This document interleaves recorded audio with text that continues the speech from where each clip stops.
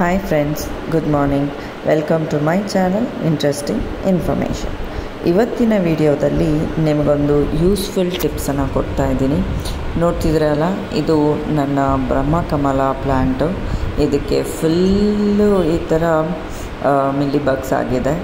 Full ಅಂದರೆ full, almost ಎಲ್ಲ ಲೀವ್ಸಲ್ಲೂ milli bugs ಇದೆ. ಇದನ್ನು ನಾನು ಹೇಗೆ ರಿಕವರ್ ಮಾಡಿದೆ ಅನ್ನೋದನ್ನು ನಾನು ನಿಮಗೆ ಈ ವಿಡಿಯೋದಲ್ಲಿ ತೋರಿಸ್ತೀನಿ. ಹೀಗೆ ಮಿಲ್ಲಿ ಬಗ್ಸ್ ಆಗಿರ್ಬೋದು, ಎಫಿಡ್ಸ್ ಆಗಿರ್ಬೋದು, ಎಲ್ಲದಕ್ಕೂ ಕೂಡ ನಾವು ಒಂದೇ ಥರ ಸೊಲ್ಯೂಷನ್ಸ್ನ ಯೂಸ್ ಮಾಡ್ಬೋದು. ಆ್ಯಂಡ್ ನೋಡಿ, ಇಲ್ಲಿ ಇಷ್ಟು ಮಿಲ್ಲಿ ಬಗ್ಸ್ ಆಗಿದೆ ಅಂತ ನಿಮಗೆ ತೋರಿಸ್ತಿದ್ದೀನಿ ಅಲ್ಲ.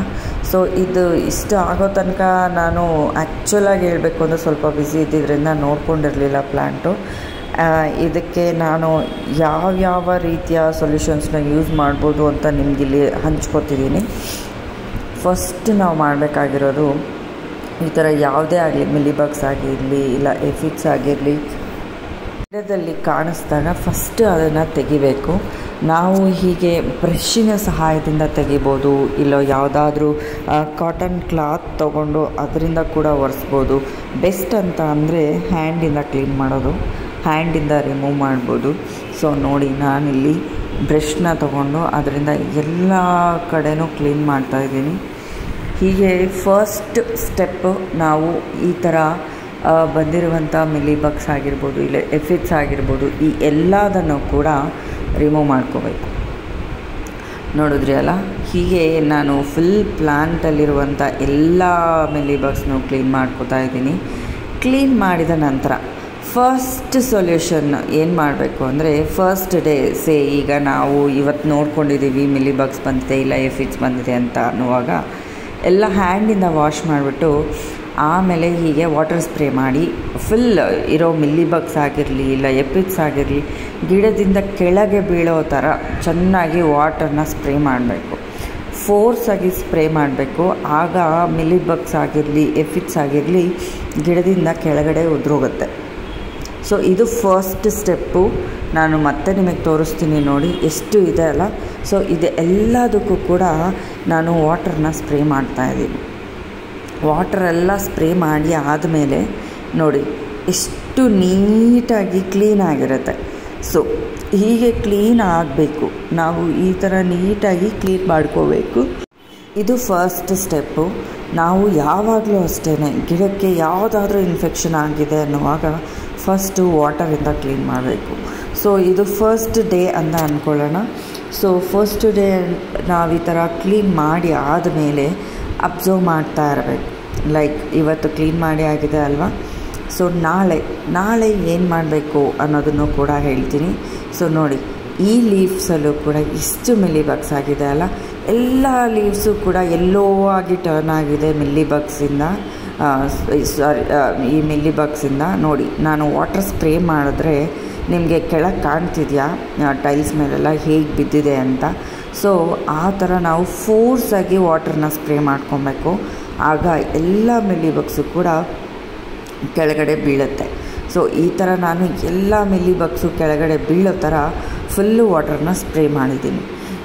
ಸೊ ಇದು ಫಸ್ಟ್ ಸ್ಟೆಪ್ಪು. ನೆಕ್ಸ್ಟ್ ನಾವೇನು ಮಾಡಬೇಕು, ಸೊ ಫಸ್ಟ್ ದಿನ ನಾವು ಈ ರೀತಿ ವಾಟರ್ ಸ್ಪ್ರೇ ಮಾಡಿದ್ವಿ, ಓಕೆ ಕಂಟ್ರೋಲ್ ಆಗಿದೆ ಅಂದ್ಕೊಳ್ಳುವಾಗ, ಇನ್ನು ನೆಕ್ಸ್ಟ್ ಡೇ ಕೂಡ ಇದೇ ರೀತಿ ಮಾಡ್ಕೋಬೋದು. ಇಲ್ಲ ಫಸ್ಟ್ ನಾವಿವತ್ತು ಸ್ಪ್ರೇ ಮಾಡಿ ಎಲ್ಲ ಕ್ಲೀನ್ ಮಾಡಿದ್ವಿ ಅಲ್ಲ, ಸೊ 2 days ವೆಯ್ಟ್ ಮಾಡಬೇಕು. 2 days ವೆಯ್ಟ್ ಮಾಡಿದ್ರೆ ಇದು ಮತ್ತೆ ಬರುತ್ತಾ ಇಲ್ವಾ ಅನ್ನೋದು ನಮಗೆ ಗೊತ್ತಾಗತ್ತೆ. ಮತ್ತೆ ಬರ್ತಿದೆ ಅನ್ನೋದಾದರೆ ಏನು ಮಾಡಬೇಕು ಅಂದರೆ, ಬರೀ ವಾಟರ್ ಅಲ್ಲದೆ ನಾನೇನು ಮಾಡ್ತೀನಿ ಅಂದರೆ, ವಾಟರಲ್ಲಿ ಸ್ವಲ್ಪ ಶ್ಯಾಂಪೂನ ಹಾಕಿ ಸ್ಪ್ರೇ ಮಾಡ್ತೀನಿ. ಓಕೆ, ಈ ಥರ ನಾನು ಮಿಲ್ಲಿ ಬಗ್ಸ್ಗಾಗಲಿ ಎಫಿಡ್ಸ್ಗಾಗಲಿ ಒಂದೇ ಥರನೇ ನಾನು ಸ್ಪ್ರೇಯನ್ನು ಮಾಡೋದು. ಸೊ ಎರಡನೇ ಸತಿ ಸೆಕೆಂಡ್ ಟೈಮ್ಗೆ ಅಂದರೆ 3ನೇ ದಿನ ನಾವು ವಾಟರ್ ಮತ್ತು ಈ ಶಾಂಪೂನ ಹಾಕಿ ಮಿಕ್ಸ್ ಮಾಡಿ ಸ್ಪ್ರೇ ಮಾಡ್ಬೋದು. ಓಕೆ, ನಾನು ನಿಮಗೆ ರಿಸಲ್ಟ್ಸ್ ಕೂಡ ತೋರಿಸ್ತೀನಿ. ಇಲ್ಲಿ ಒಂದು ಚಿಕ್ಕ ಹಾರ್ವೆಸ್ಟ್ ಮಾಡ್ತಿದ್ದೀನಿ, ನೋಡ್ತಿದ್ದೀರಾ ಅಲ್ಲ. ಈ ಕಾಯಿಗಳು ನಾನು ತುಂಬಾ ಗಿಡಗಳನ್ನ ಹಾಕಿದ್ದೀನಿ. ಇದು ಚಿಕ್ಕಡು ಕಾಯಿ ಅಂತ ಹೇಳ್ತೀವಿ ಅಲ್ಲ ನಾವು.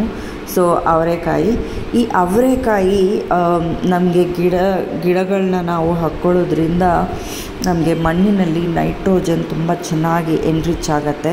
ಸೊ ಅದರಿಂದ ನಾನೇನು ಮಾಡಿದ್ದೀನಿ ಅಂದರೆ ಆಲ್ಮೋಸ್ಟ್ ಎಲ್ಲ ಪಾಟಲ್ಲೂ ಒಂದೊಂದು ಗಿಡ ಥರ ಹಾಕ್ಕೊಂಡಿದ್ದೀನಿ. ಇದು ನೆಲವರೆ, ಇದು ಬಳ್ಳಿ ಥರ ಬರಲ್ಲ, ನೆಲವರೆ ಇದು. ನಾನು ಈ ನೆಲವರೆ ನನ್ನ ಹತ್ರ 3 ಸೀಡ್ಸ್ ಮಾತ್ರನೇ ಇತ್ತು. ಅದನ್ನು ಹಾಕಿ ಫಸ್ಟ್ ಬಂದಿದ್ದಂಥ ಕ್ರಾಪ್ನ ನಾನು ಸೀಡ್ಸ್ಗೆ ಅಂತಲೇ ಬಿಟ್ಟು ತುಂಬಾ ಸೀಡ್ಸ್ ಮಾಡಿಕೊಂಡು ಆಮೇಲೆ ಈ ರೀತಿ ತುಂಬಾ ಗಿಡಗಳನ್ನ ಹಾಕ್ಕೊಂಡಿದ್ದೀನಿ. ಸೊ ನಾವು ಗಾರ್ಡನರ್ಸು ಯಾವಾಗಲೂ ಅಷ್ಟೇ ಸೀಡ್ಸ್ನ ರೆಡಿ ಮಾಡ್ಕೊಬೇಕು.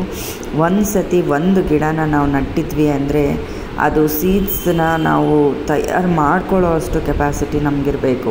ಸೊ ನೋಡಿ, ನಾನು ಎಷ್ಟು ಗಿಡ ಹಾಕಿದ್ದೀನಿ ಅಂದರೆ 3 ಬೀಜನ ಹಾಕಿ ಅದರಲ್ಲೂ ಕೂಡ 2 ಗಿಡ ನನಗೆ ಬಂದಿದ್ದು, 2 ಬೀಜ ನನಗೆ ಸ್ಪ್ರೌಟ್ ಆಗಿದ್ದು.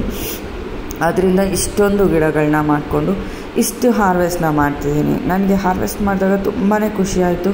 ಯಾಕೆ ಅಂದರೆ ನಾನೇ ಹಾಕಿದಂಥ ಸೀಡ್ಸು, ನಾನೇ ಸೀಡ್ಸ್ನ ಕೂಡ ಮಾಡಿ ನಾನೇ ಹಾಕಿದಂಥ ಗಿಡಗಳಲ್ಲಿ ಈ ರೀತಿ ಹಾರ್ವೆಸ್ಟ್ ಮಾಡ್ತಿದ್ರೆ ತುಂಬ ಸಂತೋಷ ಆಗುತ್ತೆ ಅಲ್ಲ.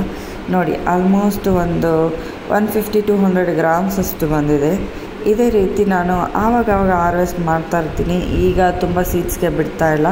ಸೊ ನೋಡಿ, ಇಷ್ಟು ಸಿಕ್ಕಿದೆ ನನಗೆ. ಒಂದು 150 ಗ್ರಾಮ್ಸಿಂದ 200 ಗ್ರಾಮ್ಸ್ ಇರ್ಬೋದು.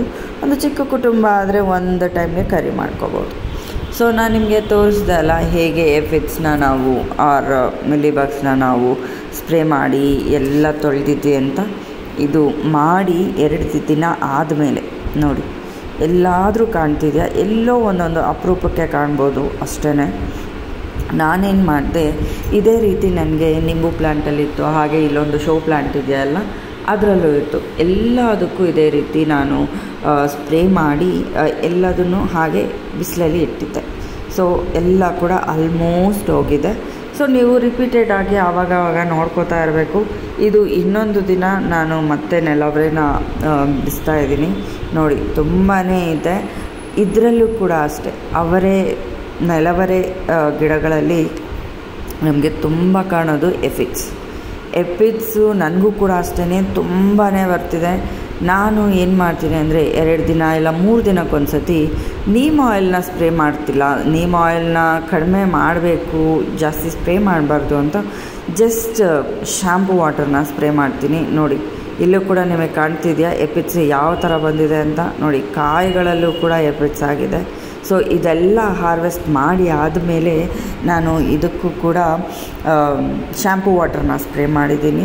ಫಸ್ಟು ವಾಟರಿಂದ ನಾನೆಲ್ಲ ಕ್ಲೀನ್ ಮಾಡ್ಕೋತೀನಿ. ಹೋಗಿಲ್ಲ ಅಂದರೆ ನೆಕ್ಸ್ಟ್ ಡೇ ಮತ್ತೆ ಏನು ಮಾಡ್ತೀನಿ ಅಂದರೆ ಶ್ಯಾಂಪು ವಾಟರನ್ನು ಹಾಕಿ ನಾನು ಕ್ಲೀನ್ ಮಾಡ್ತೀನಿ. ಬೆಸ್ಟ್ ಸೊಲ್ಯೂಷನ್ ಅಂತ ಹೇಳಬೇಕು ಅಂದರೆ ನಮಗೆ ಬೂದಿ ಸಿಕ್ಕಿದ್ರೆ, ಹ್ಯಾಶ್ ಅಂತೀವಲ್ಲ, ಬೂದಿ ಸಿಕ್ಕಿದ್ರೆ ಅದನ್ನು ಹಾಕಿದ್ರೆ ಫಿಟ್ಸ್ ಆಗಲಿ ಮಿಲಿಬಗ್ಸ್ ಆಗಲಿ ತುಂಬಾ ಚೆನ್ನಾಗಿ ಕಂಟ್ರೋಲ್ ಆಗುತ್ತೆ. ಸೊ ನಿಮಗೆ ಈ ವಿಡಿಯೋ ಉಪಯೋಗ ಆಗಿದೆ ಅನ್ಕೋತೀನಿ ಫ್ರೆಂಡ್ಸ್. ನೋಡಿದ್ರಿ ಅಲ್ಲ, ಒಂದು ಚಿಕ್ಕ ಹಾರ್ವೆಸ್ಟ್ ಆಗಿ ಮಿಲಿಬಗ್ಸ್ ಮತ್ತು ಫಿಟ್ಸ್ನ ಹೇಗೆ ಕಂಟ್ರೋಲ್ ಮಾಡೋದು ಅಂತ ನಾನು ಈ ವಿಡಿಯೋದಲ್ಲಿ ನಿಮಗೆ ತಿಳಿಸ್ಕೊಟ್ಟಿದ್ದೀನಿ. ಸೊ ವಿಡಿಯೋ ಇಷ್ಟ ಆಗಿದರೆ ಲೈಕ್ ಮಾಡಿ, ಶೇರ್ ಮಾಡಿ. Thank you.